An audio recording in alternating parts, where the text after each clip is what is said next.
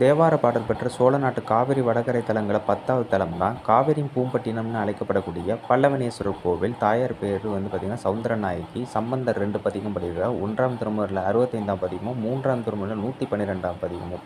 இயற்பகை நாயனாரும் பட்டினத்தாரும் பிறந்த ஊர். அதுவும் பட்டினத்தார் காதற்ற ஊசியும் வாராதுகான் கடைவழிக்கே அப்படிங்கிற பாடல் பாடி அந்த ஒரு வரி அவரை துறவற நிலை காட்கொடுத்து அவருடைய வரலாறு ஒரு தனி வரலாறுங்க. அது சொல்லிக்கிட்டே போகலாம். ஆடி மாதத்தில் பட்டினத்தாருக்கு 12 நாட்கள் விழா எடுக்கிறாங்க. 5 காடு தலங்கள் இது வரும். அதாவது தலச்சங்காடு, சாயாவனம், இந்த பல்லவனேஸ்வரம், திருவன்காடு, கீழத்திருக்காட்டுப்பள்ளி.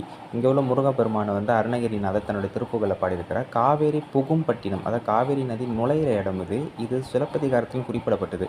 ராஜாதிராஜ வளநாட்டு நாங்கூர் நாட்டு காவேரி பூம்பட்டினம் கல்வெட்டில் அழைக்கப்படுற இந்த கோவிலில் இருக்கிற ஒரு அதிசயம் என்னென்னா, இந்த கோவிலோட நவகிரகங்கள் எல்லாமே ஈசனை நோக்கியே இருக்கும். எல்லா கிரகமும் சிவபெருமானை நோக்கி இருக்கிற இந்த அமைப்பு வேறு எந்த கோயிலுமே பார்க்க முடியாது.